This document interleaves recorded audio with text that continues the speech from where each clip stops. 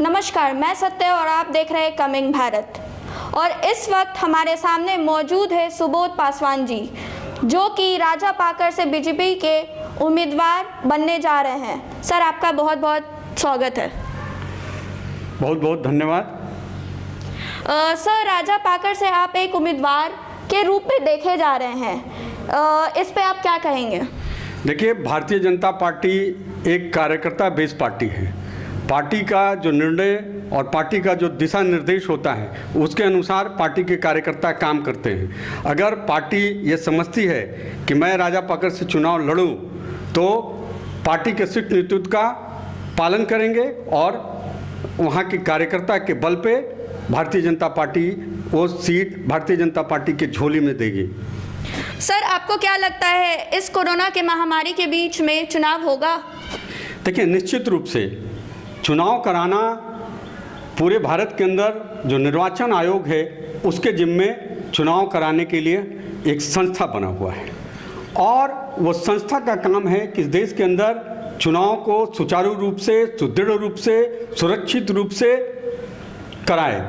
और जब ये सरकार ऐसा प्रावधान बनाया है कि चुनाव आयोग एक संस्था काम करती है, तो वो चुनाव आयोग का संस्था अपना किस तरह कोरोना काल में काम करेगा, ये उसके ऊपर छोड़ करके तमाम राजनीतिक दलों को इस पे किसी भी तरह का कोई कंट्रोवर्सी नहीं होना चाहिए। चुनाव कराना चुनाव आयोग का काम है। वो अगर उचित समझता है कि इस काल में चुनाव होगा तो उनके ऊपर हम सबों को विश्वास करना चाहिए, सारे राजनीतिक दलों को विश्वास करना चाहिए और हम लोग को इतना ही देखना है कि चुनाव आयोग सुदृढ़ रूप से चुनाव कराए। सर, सुशांत सिंह राजपूत की मर्डर मिस्ट्री का सच क्या है? देखिए, सुशांत सिंह राजपूत की हत्या दुर्भाग्यपूर्ण है बिहार के लिए। बिहार का एक उभरते हुए कलाकार का खोना बिहार के लिए एक अप्रत्याशित घटना है। लेकिन जो सुशांत सिंह जी का जो मर्डर हुआ, हम तो कहेंगे लिटरली कि उनकी हत्या किया गया है। उस हत्या के पीछे किनकी साजिश है, उन लोगों का पर्दाफाश होना चाहिए। और मैं आपके चैनल के माध्यम से बता दूं, बहुत जल्द ही सरकार के जो एजेंसियां हैं, बिहार की पुलिस जो हैं, वो अपने इसका उद्भेदन करेगी और इसमें बड़े बड़े लोगों का हाथ है, इससे इनकार नहीं किया जा सकता है। आने वाला समय में आप ही के माध्यम से पूरे बिहार की जनता को पता चलेगा। सुशांत सिंह राजपूत जी का मौत होना बिहार के लिए बहुत बड़ा दुर्भाग्य है। सर, अभी जो खबर आ रही है कि महाराष्ट्र पुलिस जो है बिहार की पुलिस को रोक रही है जांच के लिए। देखिए, कहीं ना कहीं जो बिहार के पुलिस अधिकारी गए हैं, जो टीम गई है, मैं आपको बताया कि सुशांत सिंह राजपूत की जो मौत हुई है उसमें बहुत बड़े लोगों का भी हाथ है। आने वाला समय में इसका खुलासा होगा और बिहार की जो टीम गई है वो दूध का दूध पानी का पानी करके आएगी। और हम समझते हैं कि बिहार के बेटा के लिए बिहार की जो तंत्र है, अपनी खुफिया तंत्र है, अपनी सीआईडी की तंत्र है, अपनी पुलिस की वेरिफिकेशन है, ये महाराष्ट्र पुलिस को सहयोग करना पड़ेगा। अगर नहीं सहयोग करेंगे तो बिहार के पुलिस के सक्षम ऐसे अधिकारी हैं जो सुशांत सिंह राजपूत को जो हत्या हुई है उसका खुलासा जरूर करेंगे और उन अपराधियों को जरूर सजा मिलेगी जो इसके पीछे काम कर रहे थे।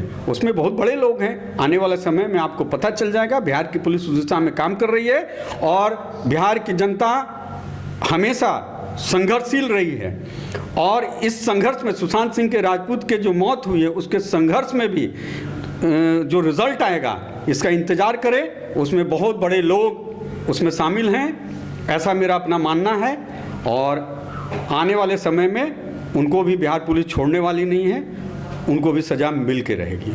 सर, आपको क्या लगता है सीबीआई की जांच होनी चाहिए? देखिए, सीबीआई एक भारत सरकार की संस्था है, लेकिन अपना बिहार के पुलिस जो है इसकी जो इन्वेस्टिगेशन है ये सीबीआई से कम नहीं है। अपनी जो बिहार पुलिस का जो सीआईडी है वो इतना बड़ा तंत्र है और इतने अच्छे इन्वेस्टिगेशन अफसर बिहार के पास है कि सीबीआई की आवश्यकता बिना पड़े इस केस का उद्भेदन कर सकती है। बिहार सक्षम है, बिहार के अधिकारी सक्षम है। लेकिन अगर सुशांत सिंह राजपूत के परिवारजनों की मांग होगी कि सीबीआई की जांच होनी चाहिए तो सरकार उनके साथ खड़ी है। बिहार की सरकार उनको हमेशा सहयोग की भावना रखेगी, ऐसा मेरा मानना है। सर, अगर हम अभी बात करें अयोध्या राम मंदिर और बाबरी मस्जिद के बारे में, तो आप क्या कहना चाहेंगे? देखिए, राम मंदिर और बाबरी मस्जिद ये दोनों को अलग करना होगा। बाबरी मस्जिद भारत के कलंक का प्रतीक है। राम मंदिर तमाम 1 अरब 30 करोड़ जनसंख्या की आस्था का प्रतीक है।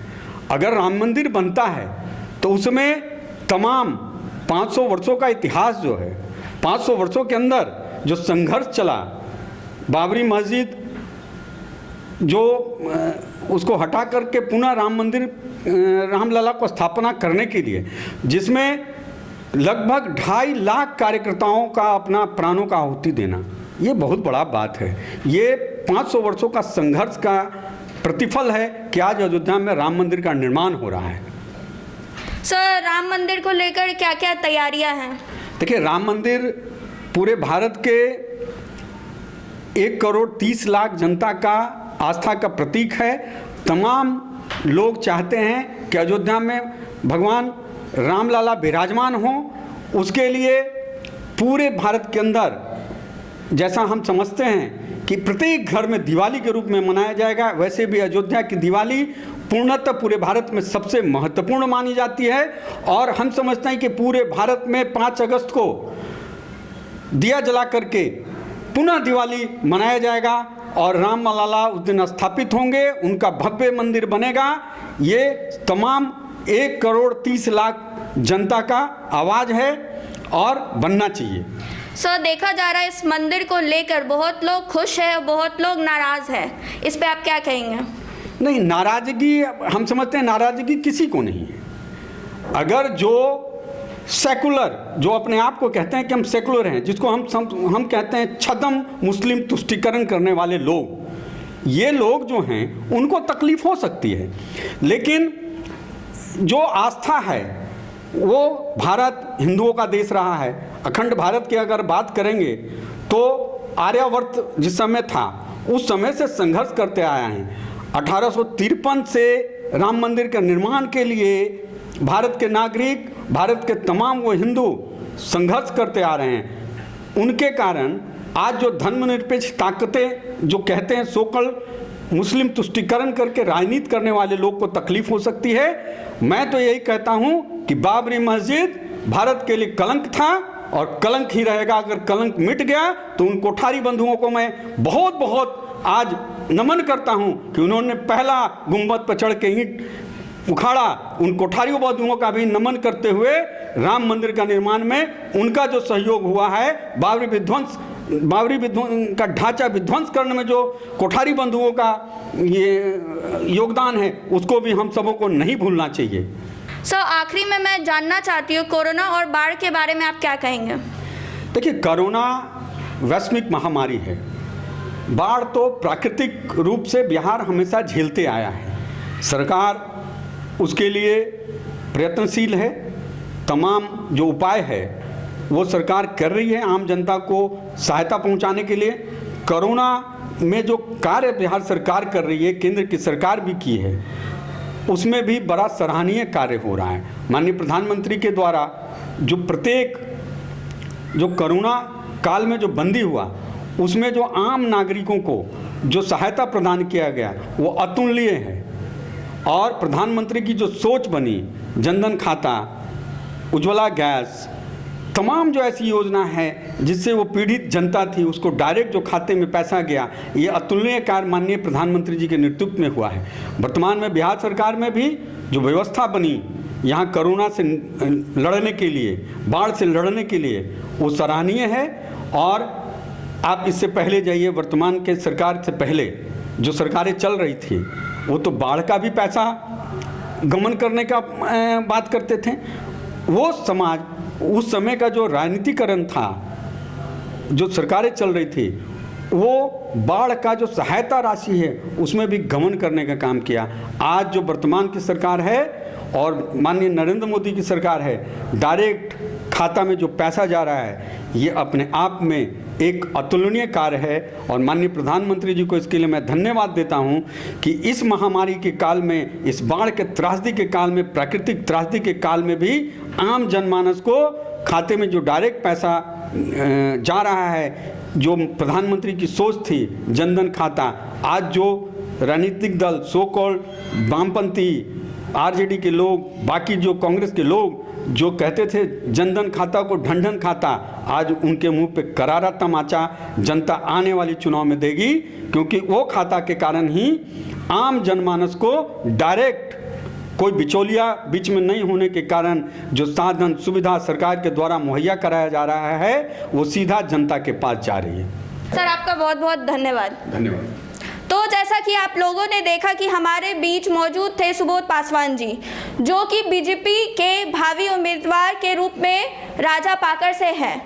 और भी तमाम खबरों के लिए बने रहे हमारे चैनल के साथ। और अभी तक हमारे चैनल को लाइक, सब्सक्राइब एंड शेयर नहीं किया है तो ज़रूर करिए। धन्यवाद।